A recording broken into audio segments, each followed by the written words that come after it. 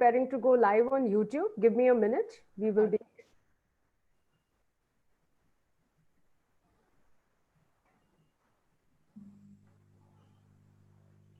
Is it okay now? Not yet.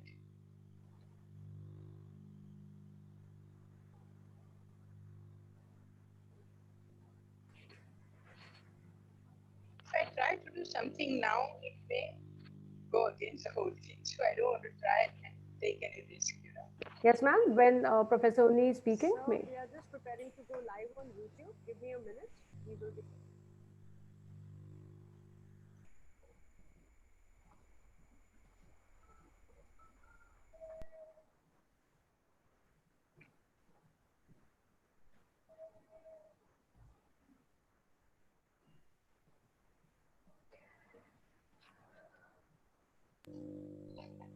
Okay, so good evening and warm greetings to everyone. Welcome to the third lecture under the IHD-ISLE webinar series, which is COVID-19 and its implications for economy, work, and livelihoods.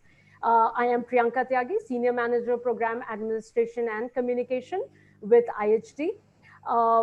Delhi, which has been established by a group of social scientists and analysts, policy analysts under the aegis of Indian Society of Labour Economics. It also hosts the ISLE Secretariat.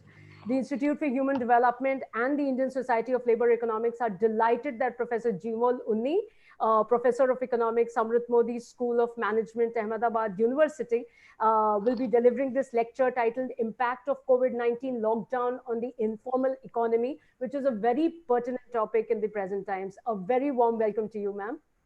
Thank you.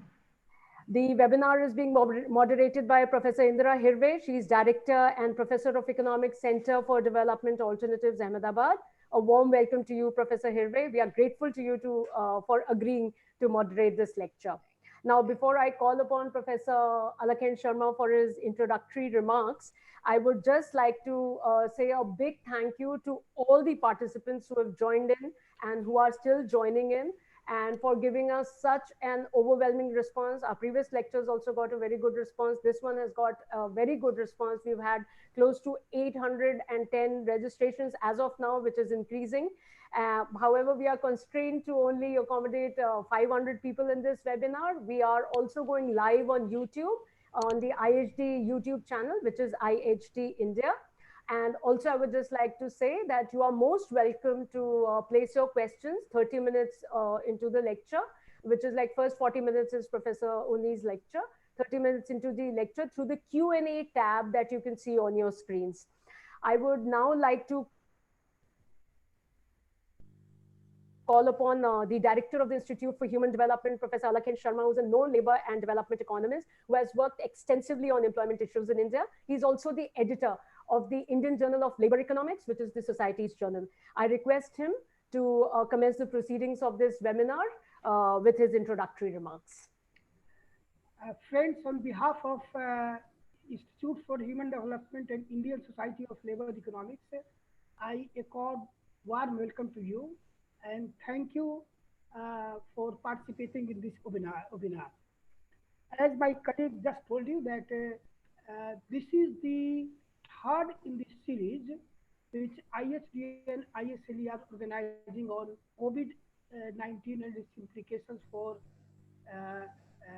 work, livelihood and economy. The first lecture was by Professor Ravi Srivastava on migrant workers. The second lecture was by Professor Deepak Nair on lives and livelihoods in the pandemic times. And this is the third lecture by Professor Jimol Unni on impact of COVID-19 on informal economy. I think like the previous two lectures, this is also very central to the lecture series which we are organizing.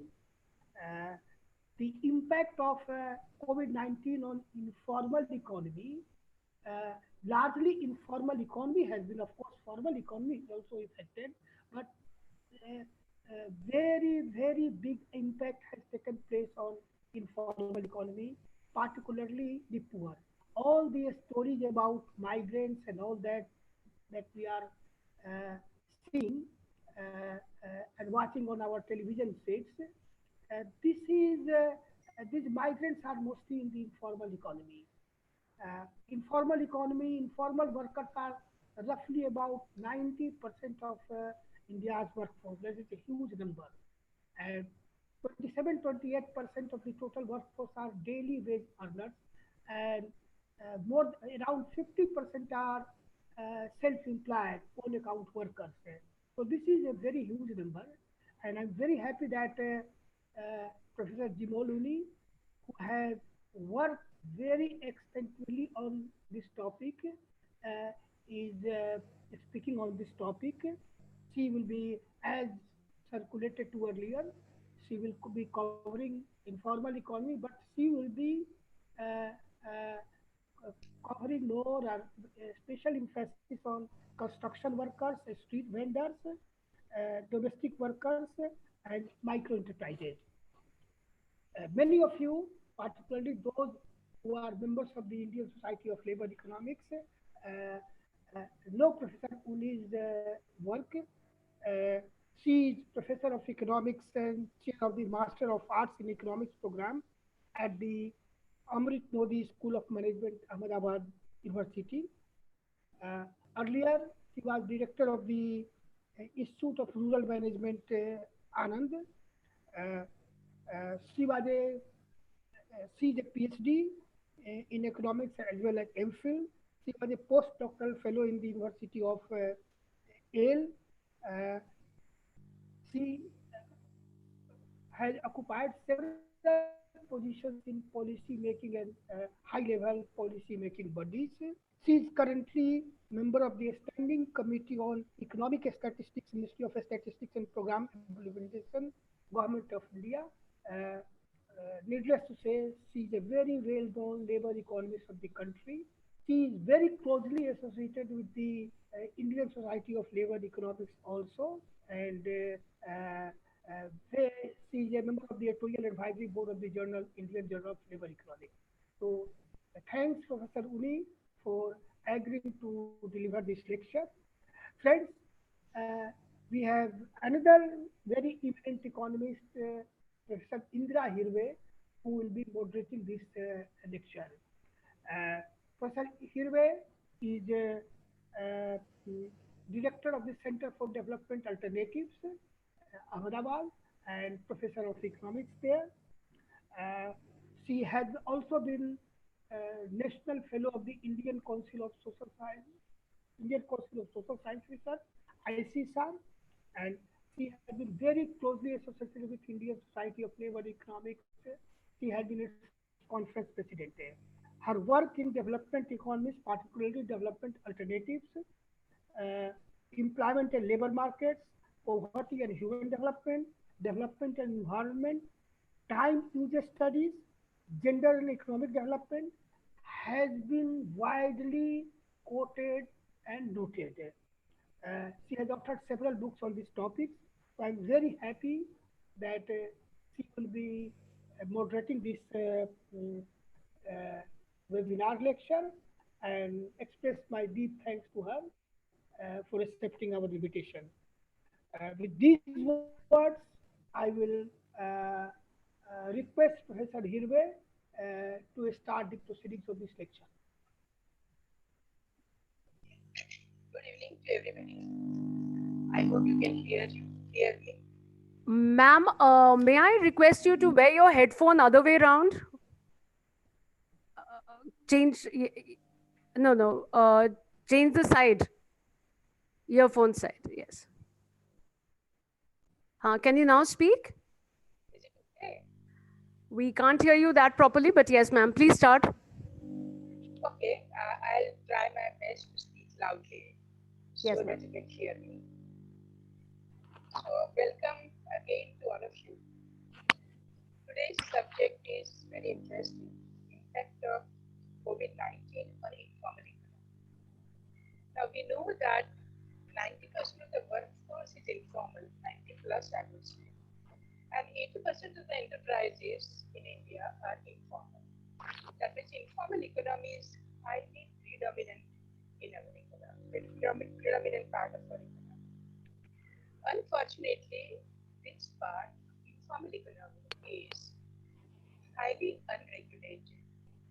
Not that there are no laws or policies, but they are implemented very poorly, as a result of which the whole informal economy is very vulnerable. And it, on top of it, when COVID-19 came, the situation has become much worse. The lockdown package was almost without social input, and the stimulus was more depending on loan megas. So as a result of which, this economy has become much worse than what it was before. One can understand that how this economy is now shattered and devastated in many ways. In multiple ways, it is creating a problem for our economy. Now, the government has taken several steps, critical policies and steps they've taken, but these have not impacted much. It's very important to know how it has not impacted and what can be done in order to address this. And the subject of today is basically on this. Since informal economy is a highly heterogeneous economy, Professor Jimal only has selected some critical sectors and she'll be talking about that. And after that, we'll have question answers. So I now request Professor Jimal only to make a presentation. Good evening. Thank you, Professor Alak Sharma, and thank you, Indira Ben. Thank you, Priyanka, for organizing all this. I'm really happy to be able to speak on the platform of the Indian Society of Labor Economics and on the platform of the Institute of Human Development. So I will try to share a screen partly and partly speak on my, yeah. So,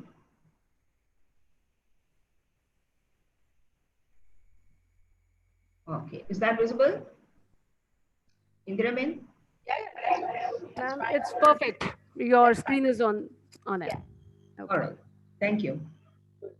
Okay, as you know, the topic of today is the impact of the COVID lockdown on the informal economy. I will broadly have the outline of my talk will be of this kind. We'll state the problem.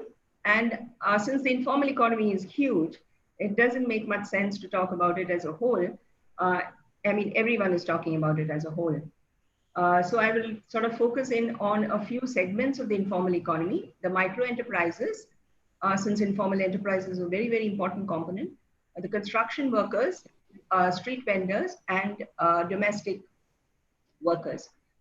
And for each of these segments, I'll try to speak about the measures which have been announced for these segments. Obviously, it cannot be a complete listing of all the measures because this is as much as I could understand and get at this short notice.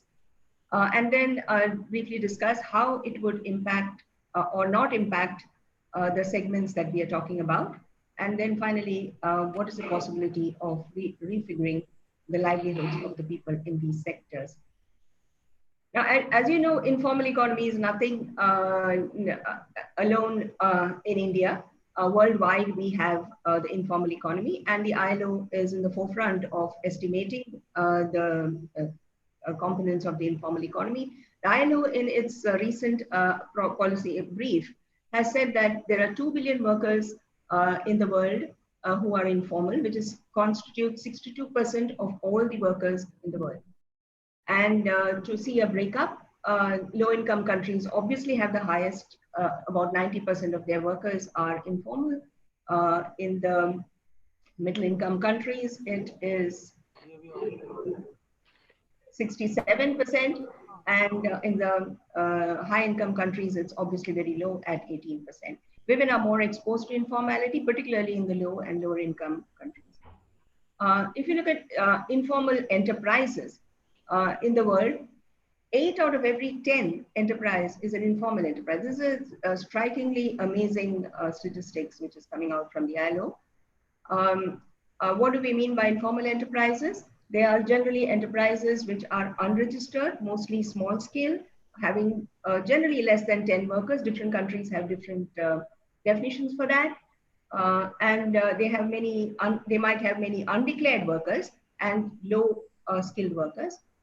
They include family workers, unpaid family workers, and a lot of women.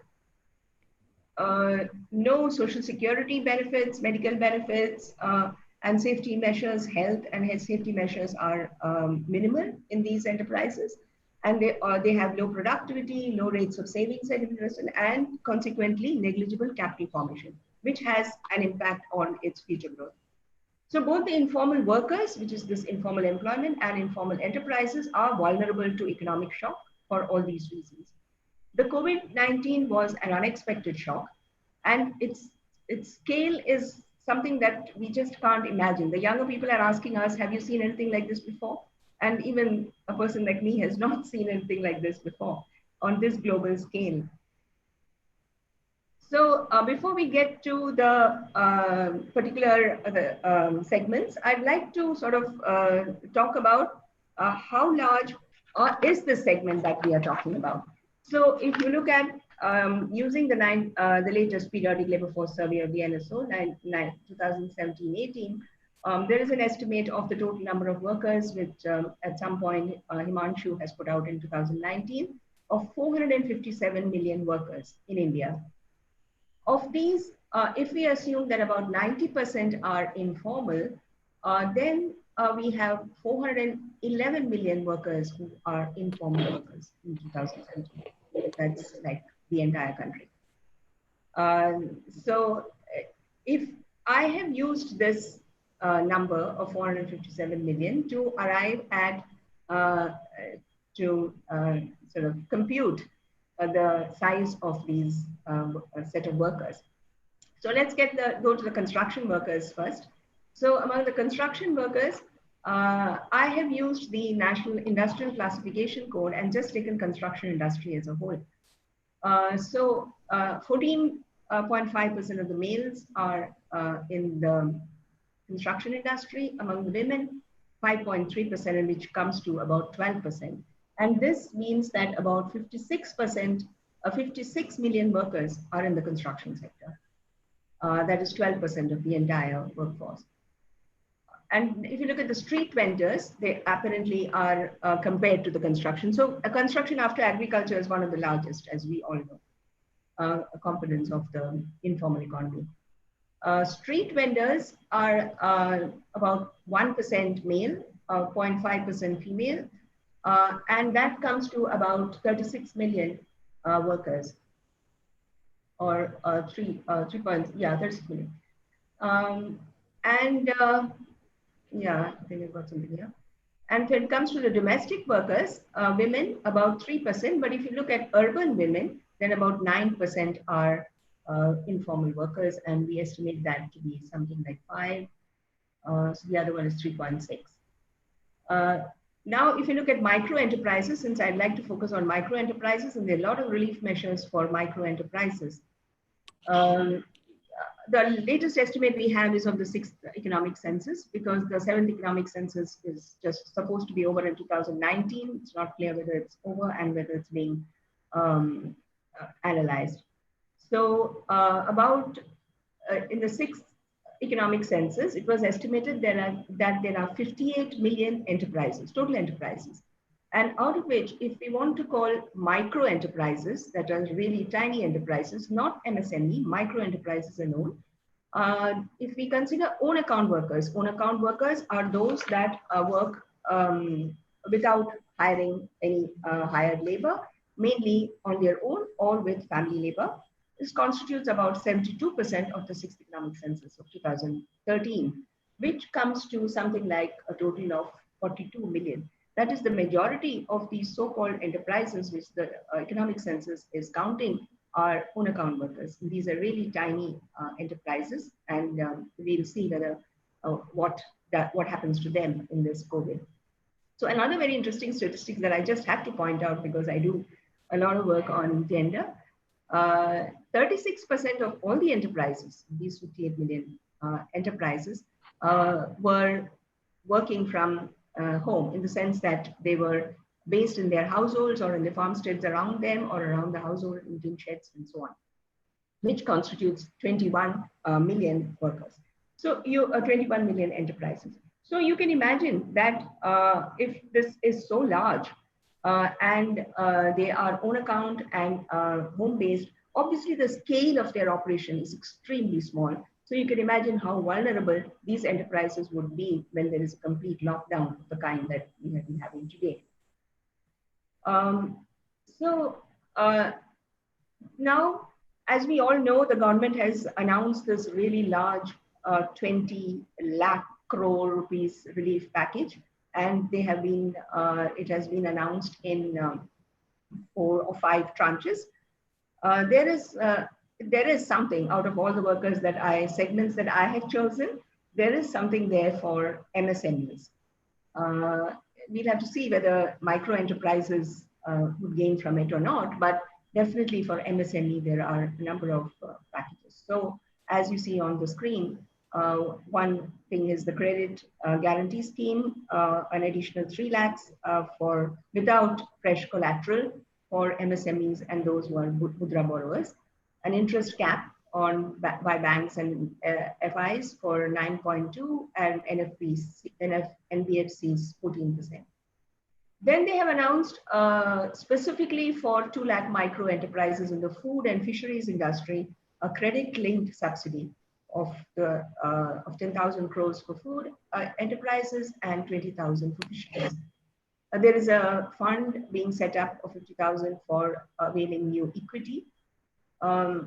The definition of the MSME has been expanded, and there is some area of concern here to higher investment limits and an introduction of turnover-based criteria. An interesting thing is that the government has said that they will credit 24% of wages to the PF accounts for the next 3 months for wage earners who have less than 15,000 per month earnings, and for enterprises which have less than 100 workers, which is an extremely positive thing. So now to talk about these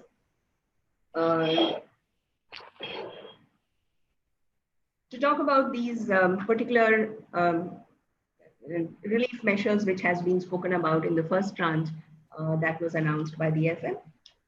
The relief of credit guarantee for MSMEs of 3 lakh crores. The total outstanding to MSMEs was pegged at nearly 5 lakhs crores.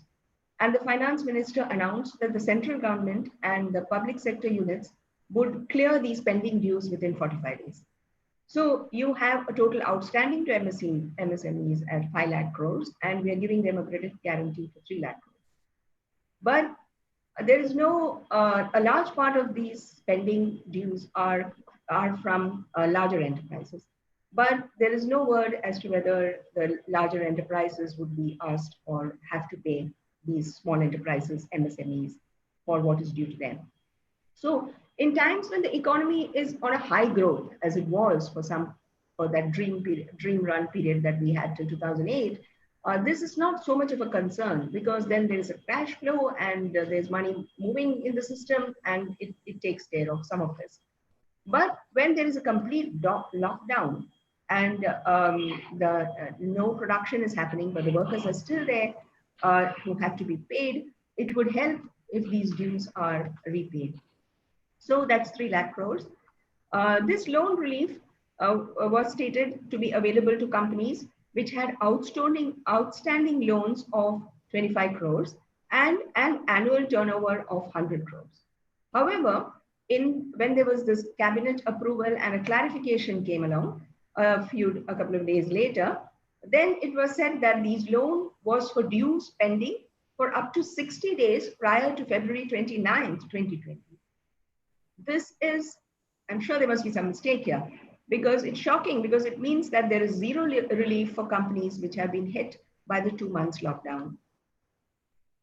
Now, regarding the efficacy of loans in times of a pandemic, how useful is a our loans in a pandemic when there is a complete lockdown and nothing is happening. I mean, there's no economic activity happening. Raghuram Rajan has made a very interesting comment. He said that loans take time to work. They're not an instant solution to anything. And hunger is the immediate problem. MSMEs are much indebted and loans just add to them.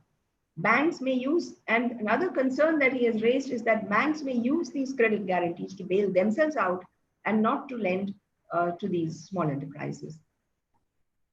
There are many anecdotes and stories in various newspapers and journals about the plight of these MSMEs and small enterprises. There's one particularly interesting one in the front line by Sridhar, who talks about the subcontracted and job work doing large enterprises who take contract and job work.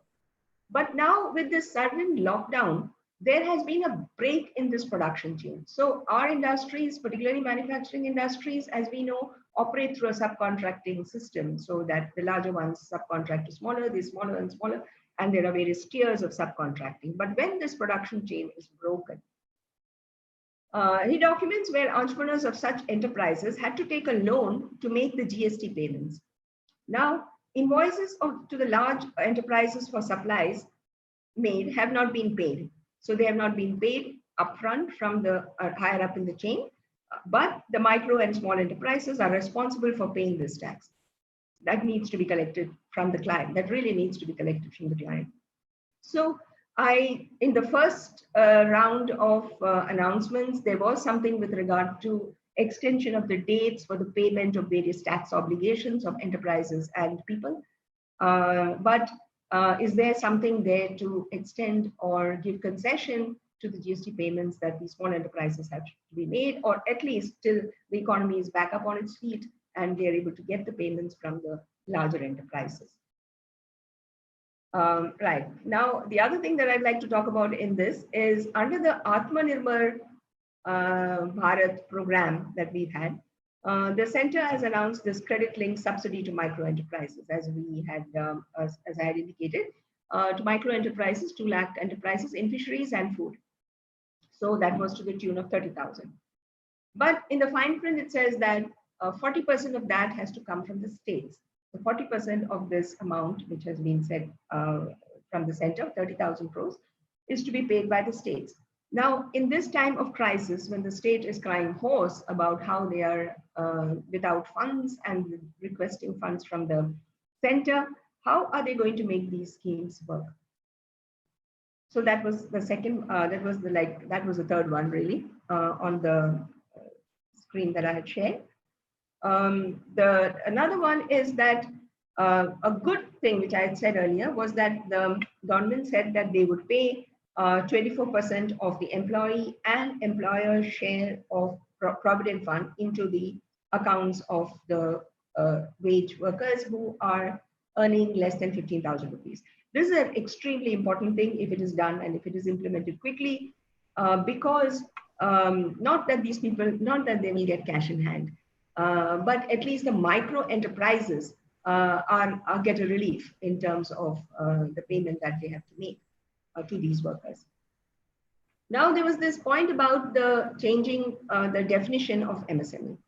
Now, I have always had a problem with the MSME ministry in that sense, because it calls itself a micro, small, and medium enterprises. Now, as we all know, and we know it for bank loans, and we should know it for MSME schemes as well, it is always easier for the larger enterprises to avail of the benefits which any program or scheme comes up with in the government for various reasons, political economy, sociology, economics, etc., etc. So if we are talking about, and where does it leave the micro enterprises? What proportion of the funds for different types of schemes do the micro enterprises get? We really have no clue. We do have some clue as to small borrowings from commercial banks, and that was going down the last time I saw that. One of the concerns with this scheme is that it caters to all the sizes of the enterprise. And this would mean that the micro enterprises might find it difficult to get this benefits of this scheme. Now, if the upper limit of this is raised, that is, you are allowing larger and larger enterprises to come into the fold of the MSME, then you are going to further tilt the balance of resources in favor of the larger enterprise within the MSME. So the segment that I would like to talk about, the micro enterprises, to what extent they are able to benefit from these relief measures which are being put forward becomes even more difficult for them to access. The reason that they're giving for this is very good, really. The idea is that if you raise the upper limit to MSME, then what is happening to the medium, that is the top enterprise in MSME, the medium enterprises, they are restricted in their growth because they don't want to get out of the MSME category because they get some benefits from that. So if that limit is raised, then the medium enterprises will be able to continue to benefit from the MSME schemes. And that is the reason. So it will allow growth of the upper segments of the MSME, which is a good thing, of course. But then where does that leave my micro enterprises or the smaller enterprises? Because the total amount of money remains the same. The total pie remains the same. Now, in this change of definition of the MSME, other than the investment limit, they have also included a new criterion, which is the turnover limits. So the turnover limits in the first round, in the announcement, they had increased it to 100 crores.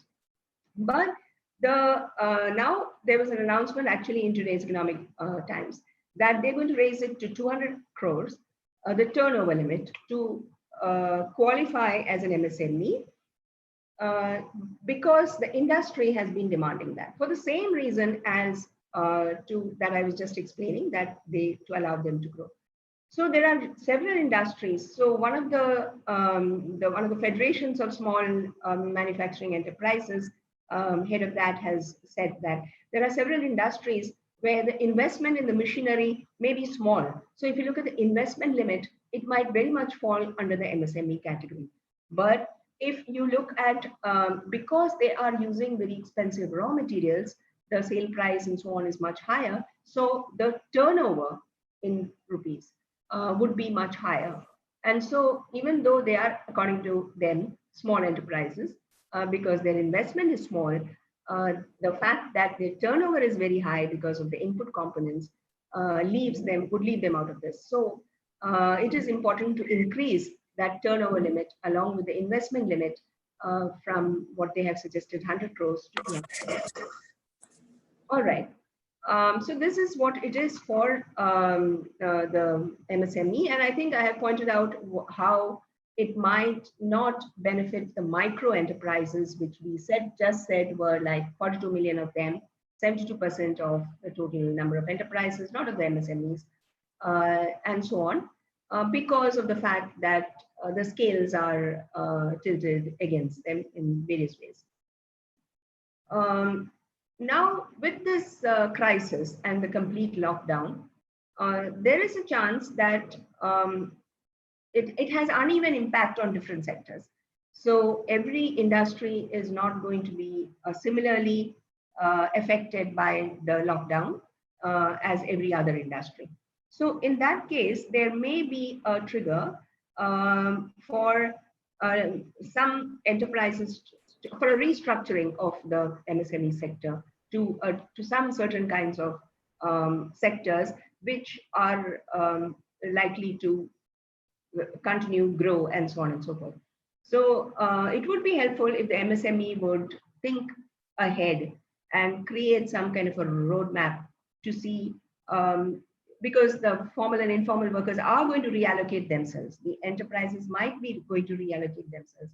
But if one could visualize which are those sectors where the consumption demand might grow quickly and faster, and if enterprises could be shifted. Of course, this is easier said than done, obviously, because it's every sector has different kind of requirements. It has different skill requirements. So the workers from one sector can't easily be shifted to another sector. It's like saying, okay, let's move all the agriculture workers to non-agriculture. It's simply not possible.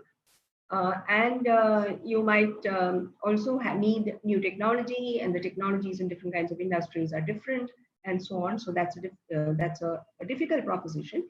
But there was a time when we used to talk about sunset industries and sunrise industries. When I wrote one of my earlier books, we were talking in terms of this.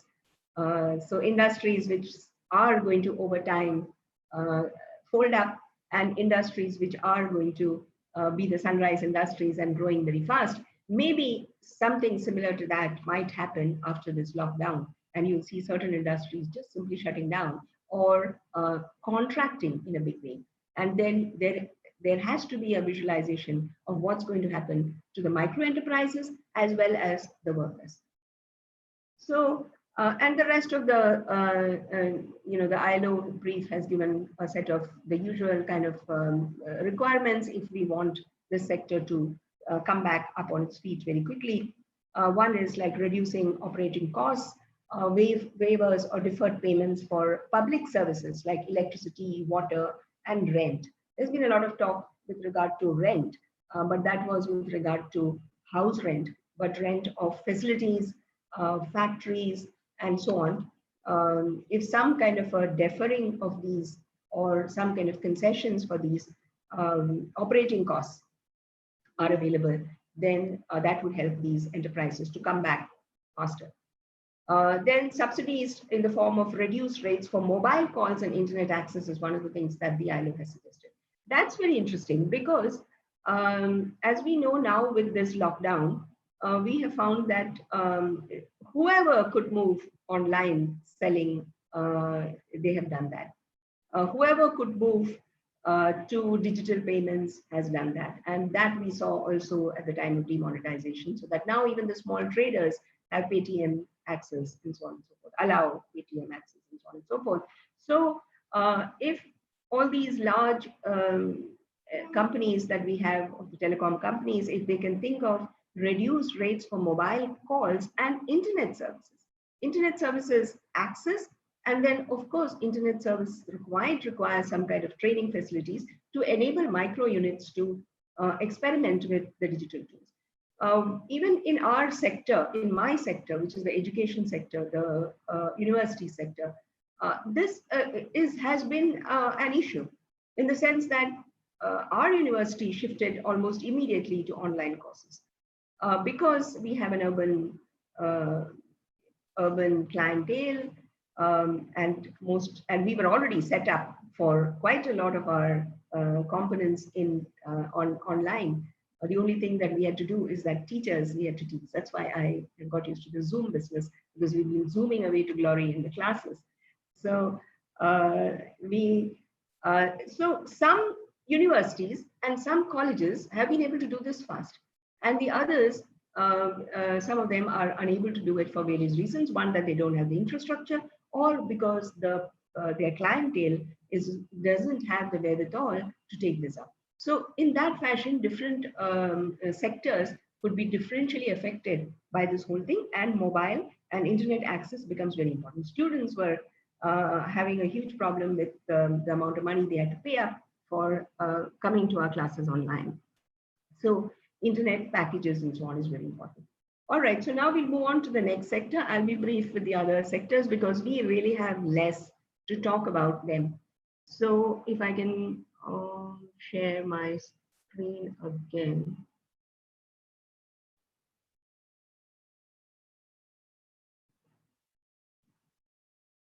Right. Okay, so this was for the micro enterprises.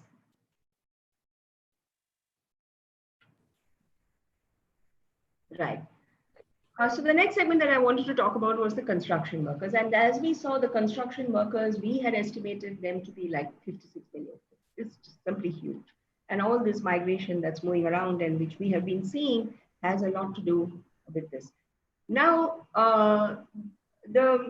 in the run-up to the implementation of the GST, in July 2016 itself, the central government had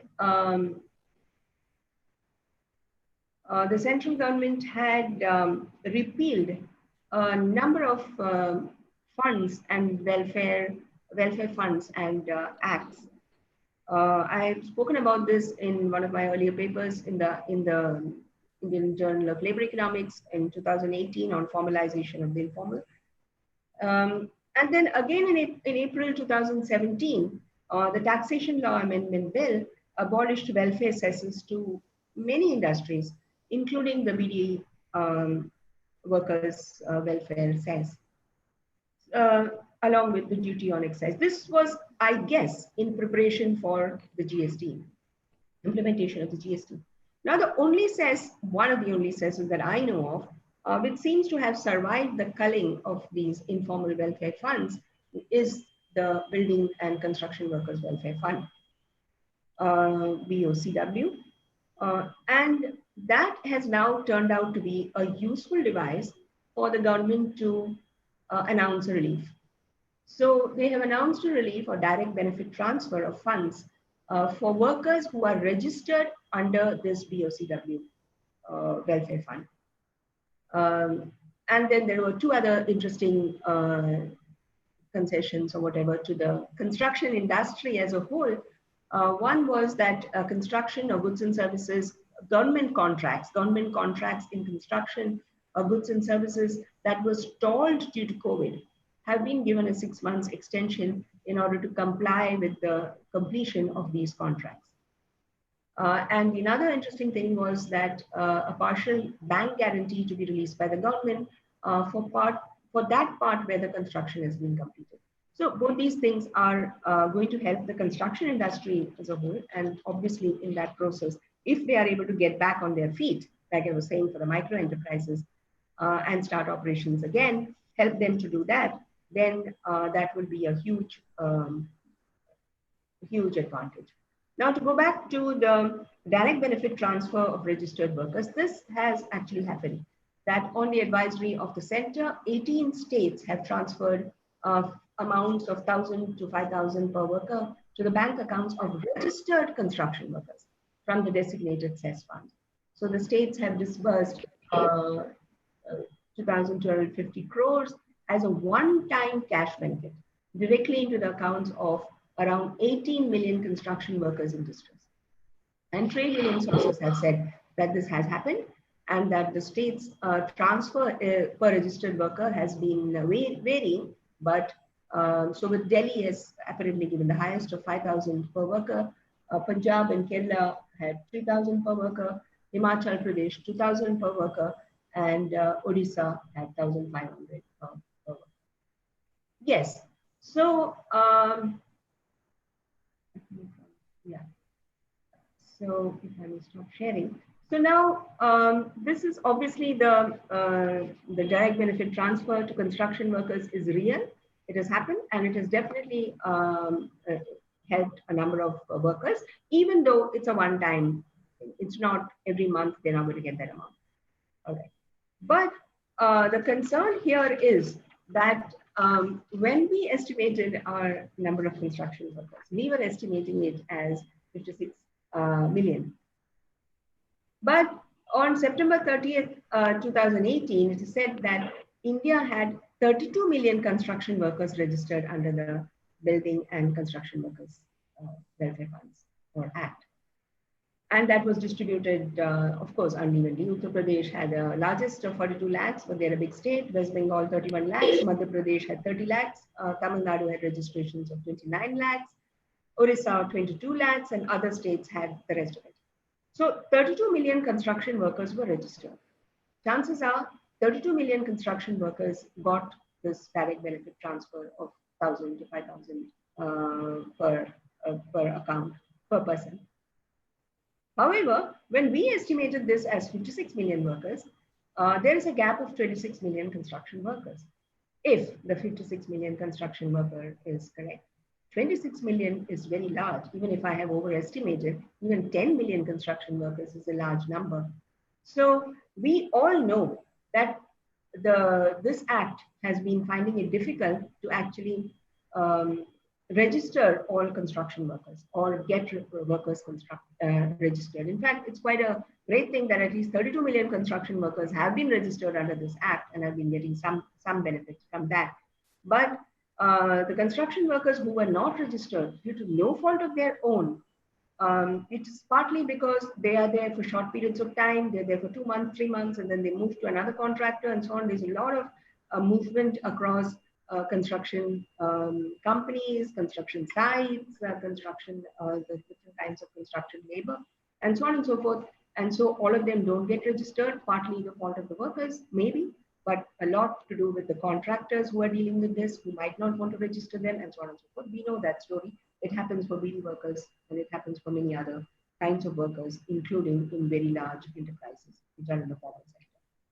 So, so much for the construction work. Now the government has also announced an MGNREG an additional 40,000 crores and a further wages under the MNREGA to be raised by 2,000 per worker. I'm not absolutely certain what that's supposed to mean, as an additional income to help daily wage workers. These are welcome steps, not just for construction workers, but for all migrant workers who have moved home due to the lockdown.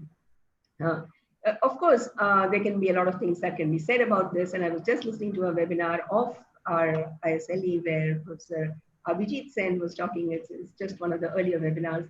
Abhijit Sen was talking about why an additional 40,000 crores. It should be as much as is required, and in the states where it is required, where there is a demand for that, why are you restricting it to 40,000 crores? So yes, that is an argument that can be made, but as of now, it seems to be one of the things that might be working, because if the governments are quick enough to find the sites and get this thing on the ground. So that is as much as I could find for construction workers. I'm sure there must be something else as well.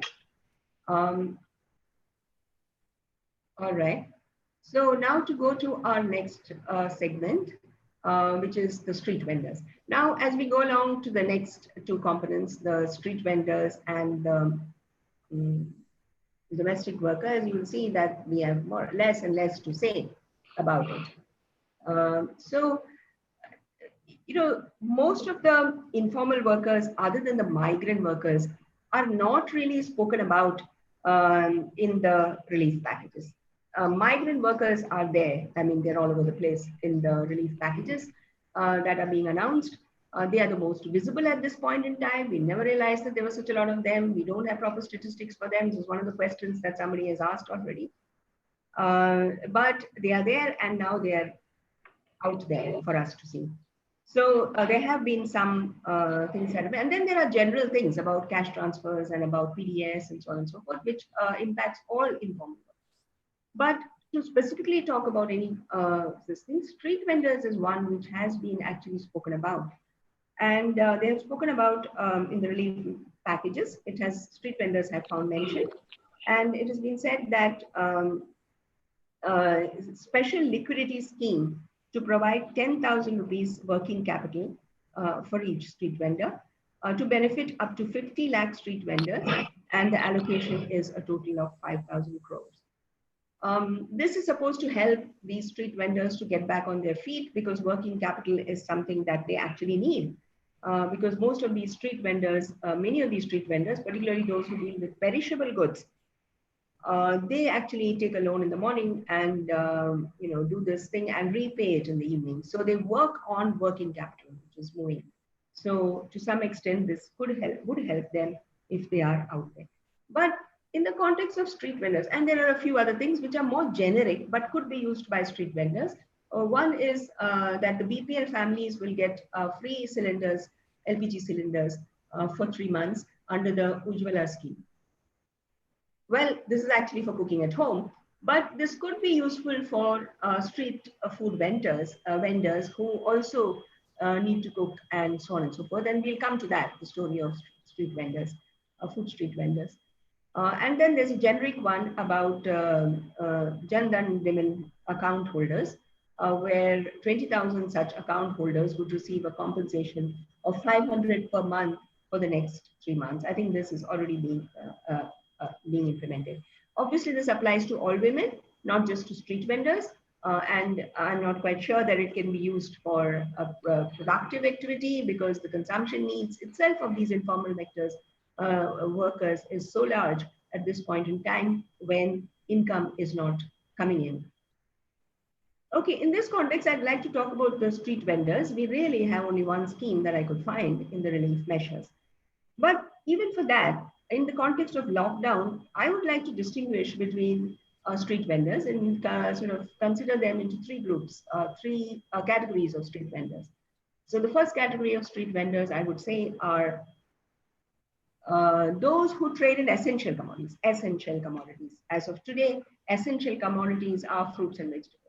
So street vendors who sell fruits and vegetables may be considered as those who are selling essential commodities. And then we have a second group who are semi-essential, I'd call them. And I would like to say that street food vendors should be considered in a category called semi-essential commodities vendors. And the third one are traders and street vendors who vend in non-essential items, which is basically cloth, plastic, all kinds of things that you see in the markets on the street. Now, how does it help? Well, at least for the first category, which is the what I'm calling essential commodities, which is basically fruits and vegetables. At this point in time, they are allowed to operate, but as such, they are supposed to have a license, and we know how many street vendors actually have a license, or what percentage of them have a license, and they need some kind of a health permit. I'm not exactly sure where they're getting this health permit from. So they can operate provided that they have a license of this kind. Now, we know that all the usual barriers of entry would apply here still, even if it is an essential commodity, even if they are allowed to trade on the streets. So that's group one, who are in a relatively better off position in this lockdown period as well. And they might be able to use this facility of 10,000 working capital. The second category that I spoke about was street vending in food. Now, I'm calling that a semi or essential commodity. The reason being that there are a lot of people who are kind of stuck in towns and cities, not having homes to go to, not having cooking facilities. Their hostels or their whatever facilities were available for eating have been closed down. And so they're having difficulty in getting food, provided, of course, that they have money. That's a different story. Leaving that out, so street vending in food is under the scanner. And now under the scanner, due to health and hygiene reasons, which have come up because of this COVID pandemic. But it is an essential item and an essential trade for people who need to find cooked food. Their situation, the situation of these street vendors is quite precarious, and it is likely to remain so even after this lockdown is lifted because of the concerns of hygiene. And we do have an FSSAI, that is the Food Safety Standards Act, which is supposed to take care of, supposed to look into the hygiene factors of the street vending, and they have checks on these and so on and so forth to see that street vending of food is hygienic. Now that is going to be much more well enforced, I would suggest, I would think. Now, so concerns of hygiene, permits with regard to FSSAI, the whole social distancing norms, can you all kind of stand there stuck together in front of this Pani Puri wala? And then also a decline in demand as the consumers see that there might be an issue with regard to eating food on the streets, eating it in the open, and etc. hygiene factors and so on and so forth. There could be a decline in the demand. So street vending in food, which I do think is a semi-essential commodity, particularly for people who have lost their normal residence and so on and so forth.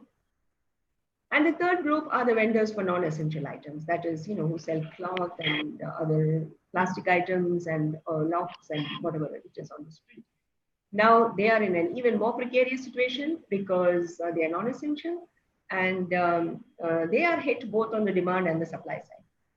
On the demand side, they are hit because of the fact that people are not going to buy unnecessary things. So anything that they consider non-essential, they're not going to buy because of the fact that income is a problem. We have a problem of lack of money in circulation, lack of money in the hands of the people, lack of money in their pockets, and so on and so forth. So all non-essential items, as far as they can manage, would not be purchased. So there's a demand side problem. Then there is a supply side problem because of the fact that the units and which were manufacturing these things or the commodities of these commodities and the whole production chain, as I said, for the micro enterprises, the production chains have been broken and the micro enterprises are suffering. The same way, the street vendors also might find it difficult to get hold of the kind of commodities that they used to in an easy fashion to be able to sell. So they have both supply and a demand side problem here. Now, while there are a number of associations of organizations and associations of street vendors, and they have been making their claims. So the National Alliance for Street Vendors, NASFI, the national coordinator of that, Arvind Singh, has said that loans are definitely relief, but the benefits of the loans would be, as the same as same as micro enterprises would face. With cash flows drying up, hundreds of street vendors have already used up their working capital for their day-to-day expenses and now left with no money in hand. So a direct, he argues for direct cash transfers being the need of the hour. Then the National Hawkers Federation has recommended interest-free loans, which makes sense, of course, and the provisions of mudra loans with subsidies to these street vendors. There has also been calls for the implementing some of the things which are legally mandated under the Street Vendors Act. According to the legally mandated street vendors, the same National Hawker Federation says the survey, a mandatory survey of street vendors which was supposed to be done, has never been completed. And according to them, only 10% of the total vendors have been surveyed so far. So what are you going to give to them? According to him, there are 2 crore urban vendors, including mobile vendors, another 2 crore of rural vendors and weekly markets. Then there are vendors on the railway platforms, railway vendors, and he counts a total of 4 crores. It's interesting that our PLFS came very close to that as well. So much for domestic workers. Now, if I have 5 minutes more, or I'll just speak very briefly about domestic workers. And domestic workers are,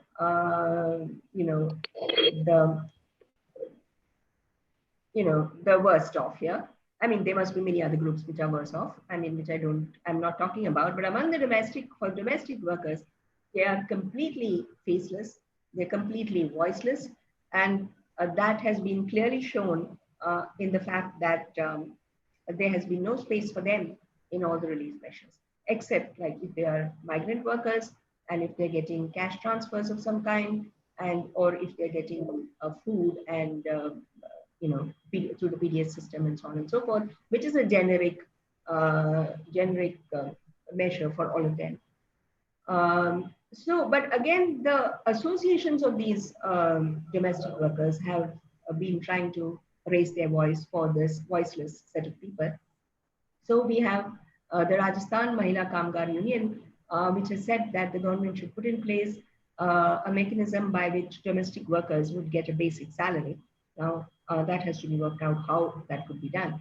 Now, Jagori, which we are all aware of in Delhi, has said that one of the problems that the domestic workers have been facing, their vulnerability has shown up when the residents' welfare associations of the societies, the housing societies in Delhi and many other places, everywhere almost in the big towns, have been not allowing these workers to come into their societies. He is suggesting that they are suggesting that the government should have a dialogue with the RWAs to ensure that these workers get paid by the employers these employers being members of the RWA during the time of the lockdown. Hardly anybody has said anything about domestic workers, but somewhere this domestic workers rights union person, Ms. Menon, says that the Karnataka Chief Minister has actually made a statement that the employers should not fire domestic workers, and that but because there is no rule and there's no written down order in place with regard to this, there is no way that this can be implemented or controlled in any fashion by anyone. And obviously there are many who would not comply to this kind of a demand. So do I still have time, Priyanka? Yes, ma'am, but it's like now conclusive part, I guess. Okay. So we did, there are a lot of surveys with regard to domestic workers, and most of them have been showing that, you know, some percentage of the workers are still going into work. Like one of the surveys in IMA said that 25% of the workers, domestic workers, are still working, and their survey was over UP, West Bengal, Maharashtra, and Gujarat, though the sample was very small. And, you know, many surveys have shown that while their March salaries have been cut, and a large proportion of them have not received their salaries for April. But of course, there are the positive sides also, where they have received advances from their employers to be able to tide over this. So what it comes to is that there is an absence of social security cover, except the generic social security covers which the government is giving, and access to credit for these domestic workers. But the domestic workers then are dependent on the employers for this kind of an advance, a loan, and so on and so forth, which in some sense is acts as their social security, but it is the most insecure social security that one can think of, because that makes them extremely vulnerable.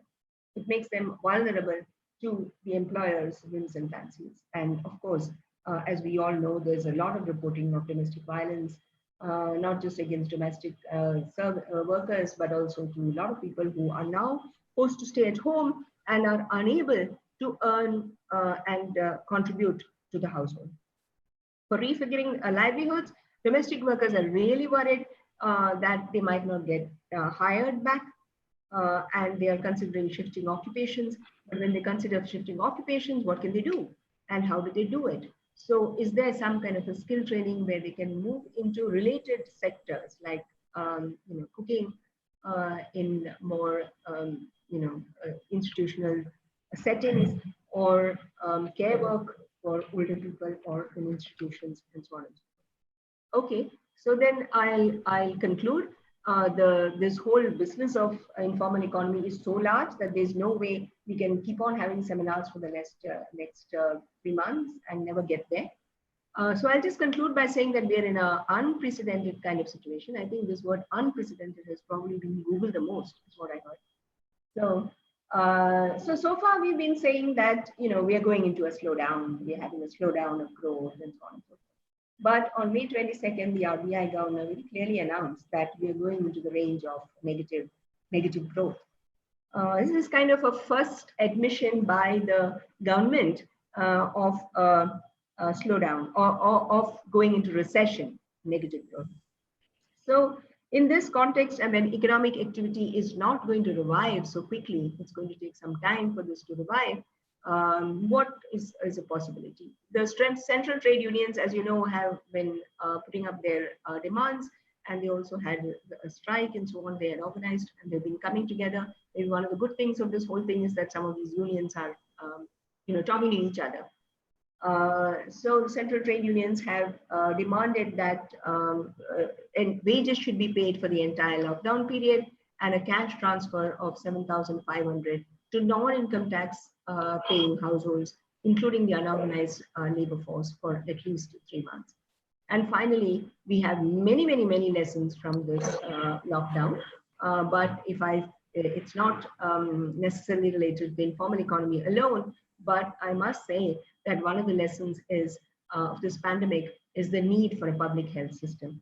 Now, since liberalization, the public health system, which we had a really good one, we had public hospitals, PHCs, sub-centers, and these were able to reach down to the poorest and also furthest, most remote urban and rural areas.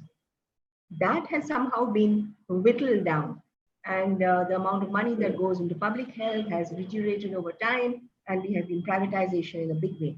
Now it is hitting us in this pandemic. When you don't have enough public facilities, the private facilities are not willing to, you are trying to force them, but are not willing to handle this, and so on and so forth. And then how do you treat your workers, your ANMs, your ASHA workers? They're all, forget about others, the Anganwadi and etc., that let's leave them out.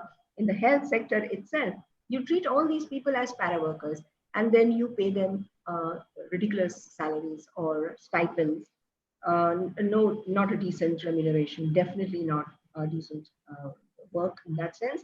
The nurses and paramedical staff and these workers are crucial to the whole public health system. They are the ones who reach the the poorest and the furthest person.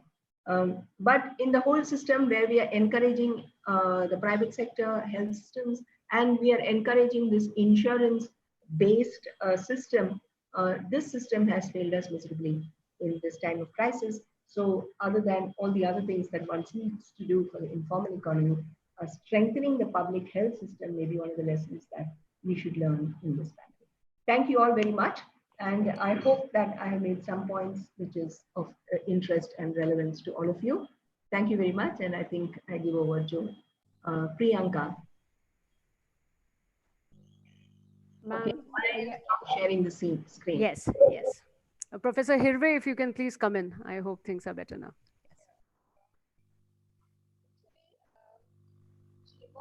Has made a very detailed presentation of different systems,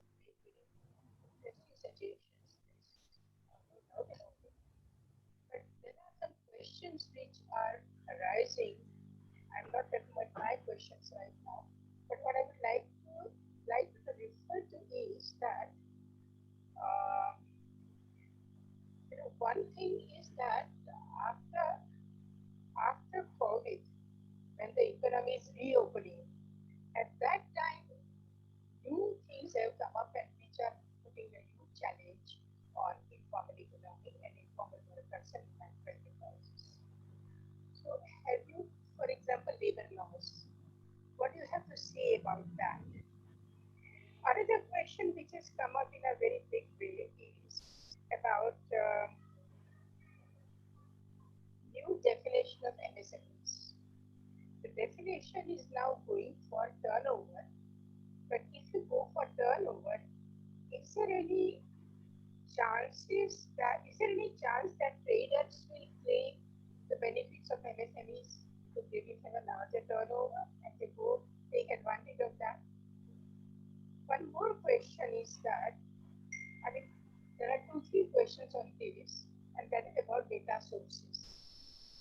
How do you get data on informal workers and migrant workers? What are your sources and what are your suggestions about that?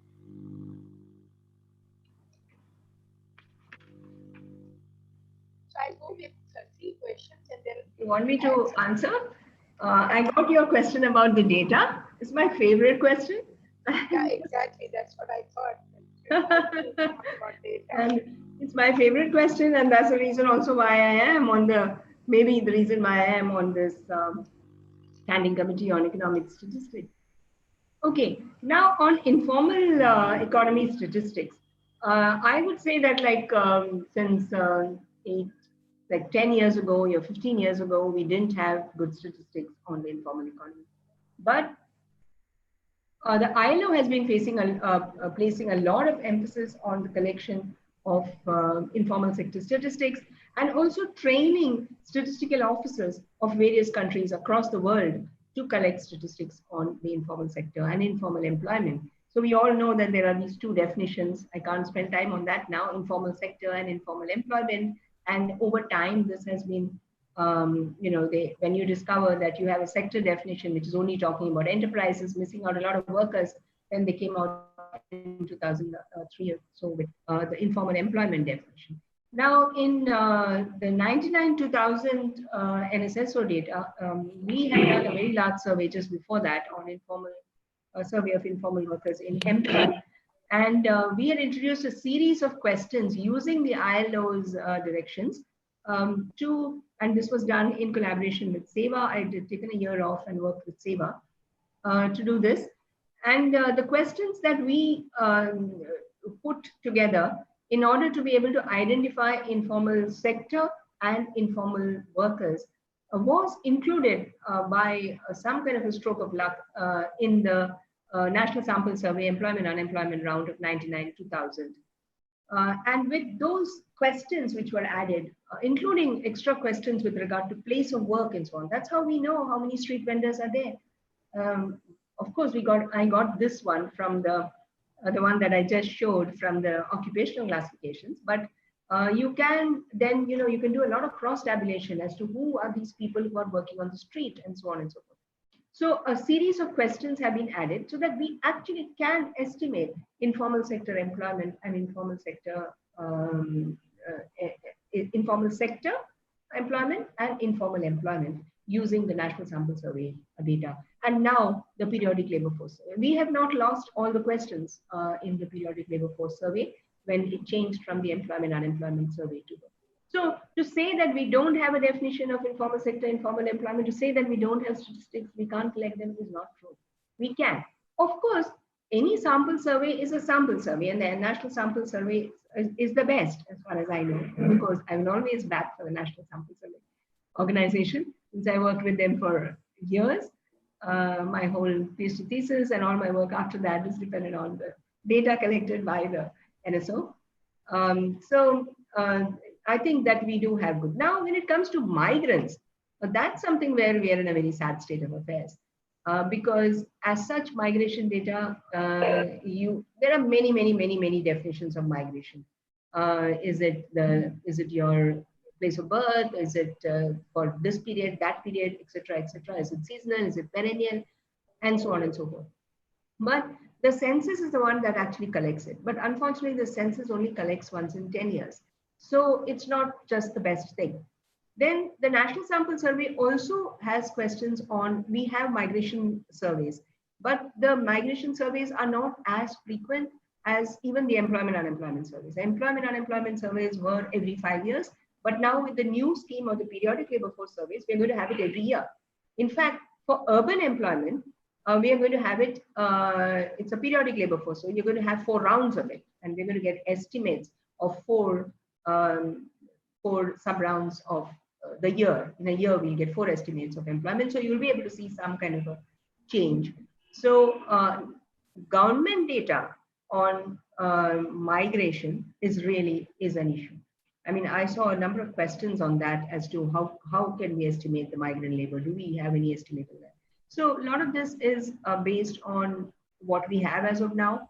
And, there aren't really any very great large-scale surveys being done other than this to give us. So that is definitely an area where we need to add more questions. And maybe, of course, it's very difficult to get anything into these survey rounds. But if something like the periodic labor force survey, which is conducted every year and every quarter for urban areas, were to include something, if we can arrive at, we have experts like Professor Amitabh Kundu and so on, who will tell us exactly what question to enter there. And if we could get just a couple of questions, and if you could force it into the labor force survey, then maybe we'll have a little bit more idea of what's happening to migrant workers. Yes. That the survey done by HCER on yes. Indian Human Development Survey, that is providing migrant workers data, which they have yes. gone into the details and they want periodically. Correct. Do you think those data are more reliable? Sure. Yeah, they are reliable, but the sample size is never as large as the National Sample Survey, so that will always be a problem. But yeah, they are. We don't know. I don't know whether the National NFHS Family Health Survey also asks any questions on migration. It's a health survey. If they do, that is another very good source of data. Second question I asked about MSME definition, when it is expanding in terms of including turnover. Do you think that traders will take advantage of MSME? Who can take advantage? Traders. Traders. Traders. Yeah. Yeah. So there are criteria of investment and turnover. So those are probably different for manufacturing and for services. In the original MSME, at least it was like that. The manufacturing had a different set of investment slabs, and services had a different set of investment slabs. So I guess they would, and really large traders must be taking advantage of that. The third question I'd ask you about labor laws. The new labor laws which are coming. Now for that, for labor laws, we really need to have another webinar on this whole system of the labor codes and how these 44 so-called central labor laws are being collapsed into these 4 codes. And 4 codes are, one is Social Security. The Wages Code has already been accepted by the Parliament, and it's through apparently. Then you have the Industrial Relations Code, you have the Social Security Code, and you have the Occupational Safety and Working Conditions Code. So they have tried to collapse 44 central codes into these central laws into these codes. But the recent so-called, what trade unions call it, attack on the labor has been, one was the increase in the hours of work. That was one. And the other was, no laws will apply for a while after this thing. And there are some states particularly who have been doing that. And that is what the trade unions have been. But we really need a good webinar to talk about this in greater detail about the labor laws. I mean, you are right, but if you consider that labor laws are the new labor laws which are emerging in some state governments are clearly violating labor rights. Correct. Yeah, and then what can you do to that? So there's a very interesting article in the Indian Express by this lawyer, Supreme Court lawyer, I think lady. Kaju. He has put it beautifully. I actually wanted to talk about that as well, but in 45 minutes I can't manage that. And she has taken each of these laws and try to say which fundamental right and which directive principles of state policy have been violated by these changes which are being made. It's a really interesting article. It's a very short op-ed page article. You should see it. It's just a few days ago. So, but then I didn't have the time to study it, and really, but it is true that a number of them are violating basic fundamental rights and the directive principles of state policy. Okay. But I can't, just list them out now. I know. Actually, as you say, this requires a webinar itself. Because there are so many issues which are complicated issues which require in-depth discussions on different things. So we leave it here. Yes. My next question, which has come from attendants, participants, is that why is informal sector dominating? And after 1991, do you think that it has become more informalized? And thirdly, the finance minister's policy and announcements, do you think that will make the situation worse in the sense of more informalization? The relief measures make it worse? With the recent policy announcements made by the finance minister, do you think that will make more informalization, encourage informalization? If you look at the aggregate statistics, since I always play around with that, there really hasn't been that much. We always been like only 7% was formal. if you really look at it, only about 7% was formal. It might have fallen a bit more in that sense. And a lot of, and we know how the contractualization is happening. There was one question with regard to contract labor actually in this set that came around earlier. So whether informalization is taking place, there are different ways in which this is happening. But if you look at the aggregate, I don't think that there's such a big increase in that sense of formal workers. But different sectors are being affected more and more. And then in each sector, there are different ways in which the informalization is happening. In the services sector, it's in a different fashion. In the manufacturing sector, it is in a different. In the manufacturing sector, you see, can you call that informalization? One of the questions that somebody has asked here in this was that the very large contract labor in the manufacturing sector. That is very clear. You look at the ASI data, there are many economists who have flagged this. It just shows a rise of this kind, increase in contract labor. Now, because I teach a course in the urban informal economy, my students often ask me this because contract labor is supposed to come under the Contract Labor Act. Now, if they come under the Contract Labor Act and you have all these service agencies who are holding that, are supposed to take care of them. Now, is that formal or informal? This is a question that, so theoretically they are formal because theoretically the Contract Labor Act says that you are supposed to get this, including Provident Fund, including all kinds of social security measures and so on and so forth, health, everything. So if that is the case, then the contract workers are formal.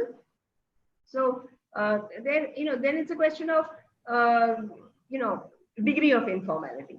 What are they getting? What are they getting? And how many of the contract workers are actually registered and actually getting those benefits? And how many of them are not? So that we really don't know. So it is like our, this is now, I was just telling you about 56 million construction workers and 36 million construction workers being registered under the welfare fund. So it's like that. So now 36 million are registered under the welfare fund. They're getting some social security benefit, but that other 26 million or whatever that leftover is not under that. What are they?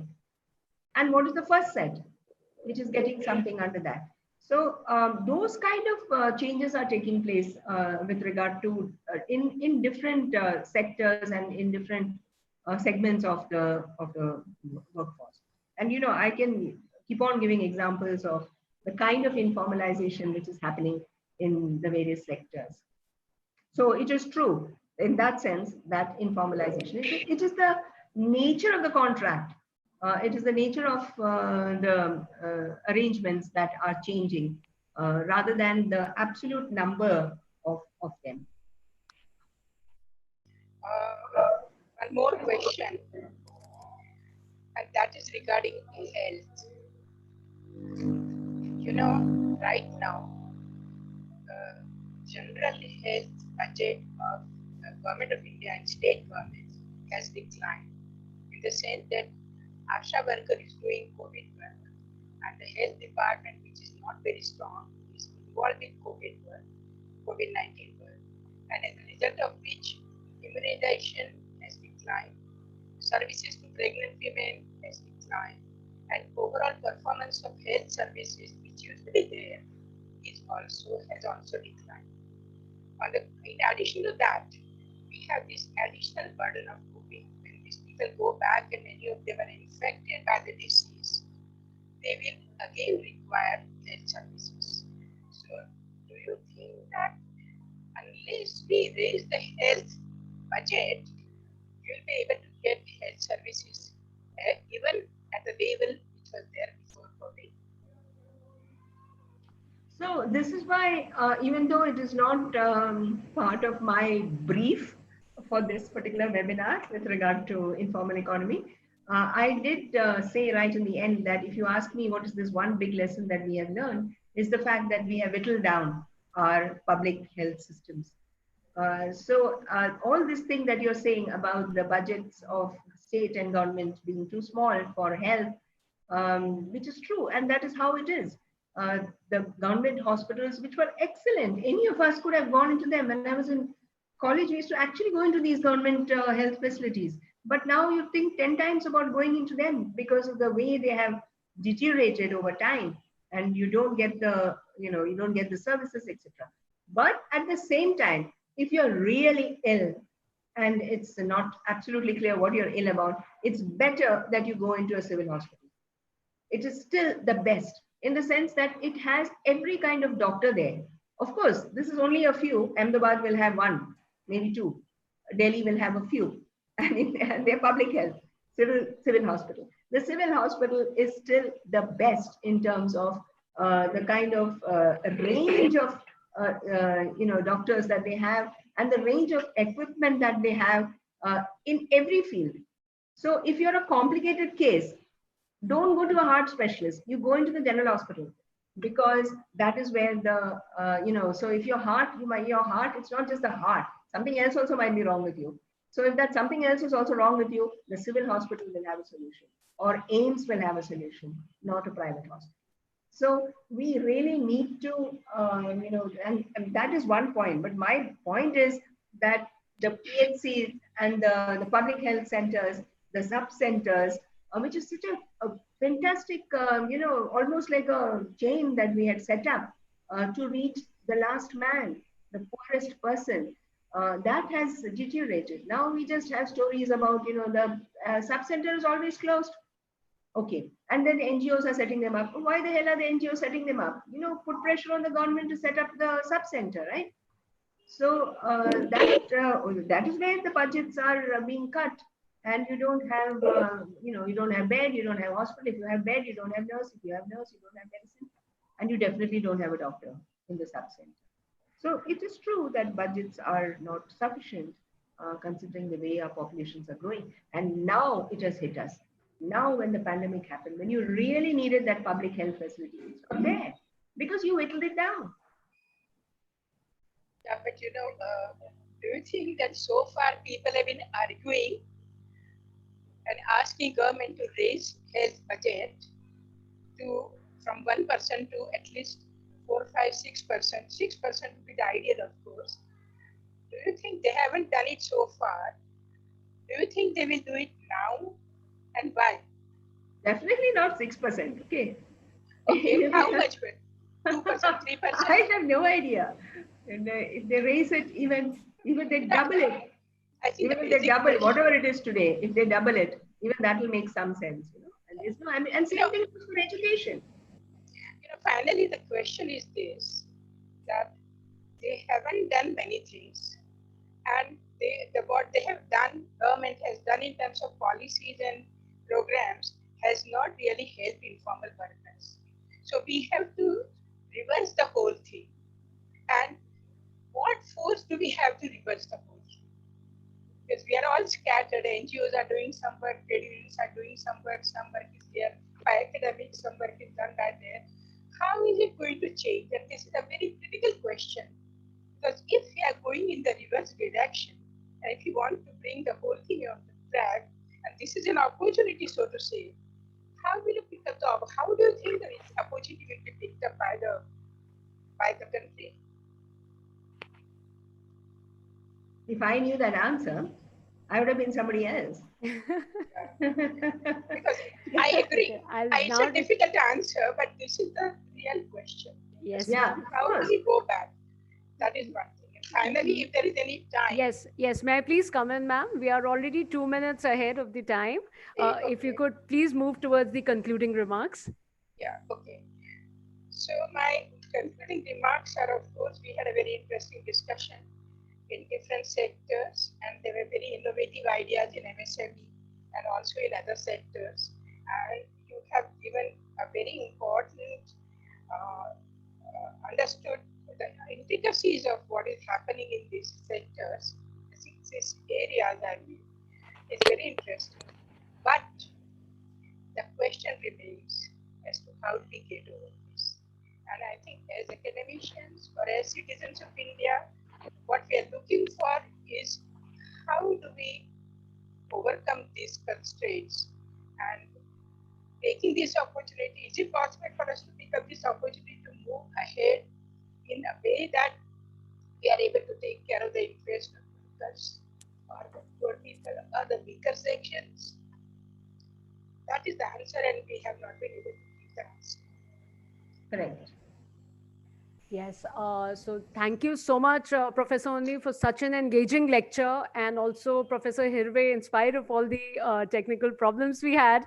Ma'am, you managed it, and thank you so much. I would now request Professor Alak Sharma if he has some final words, if he can say something. All right, now time is up. Okay, so I would like to thank all of you. Thank you so much, Professor Onni. Thank you so much, Professor Hirve, and of course, Professor Sharma for guiding us, supervising us. And ma'am, it has been a very engaging lecture, and of course, on very, as I said right in the beginning, a very pertinent issue.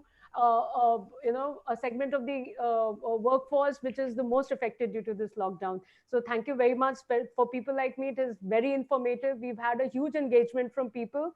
People have joined in. We've got a number of questions. So as I say in the end to all the speakers, I would create a compendium of all these questions, share it with you, and I hope you will be able to engage with them in a more informal way while answering questions. So thank you to all the participants, and thank you everyone for joining in. Thank you, Professor Onni. Thank you, Priyanka. Thank you, Priyanka. Thank you, Alak Sharma. Yes. And thank you, Indra. Yes, and the recording of this whole webinar will be available on our YouTube channel, which is IHD India. So if you've missed out on anything, you can please see the full version of the recording, and I'll share it with all the panelists also, esteemed panelists. And ma'am, one final thing, it is amazing to share an all-women panel, and sir providing the gender balance this time. Yeah, gender balance from Alak Sharma. That's really nice. So this is something that I just wanted to share. I am damn excited about sharing screen space with two very enlightened women. Thank you so much, ma'am. Thank you, Professor. Thank you. Thank you, everyone. Thank you, Priyanka. Thank you. Thank you, Alakji. Bye. Bye. Bye.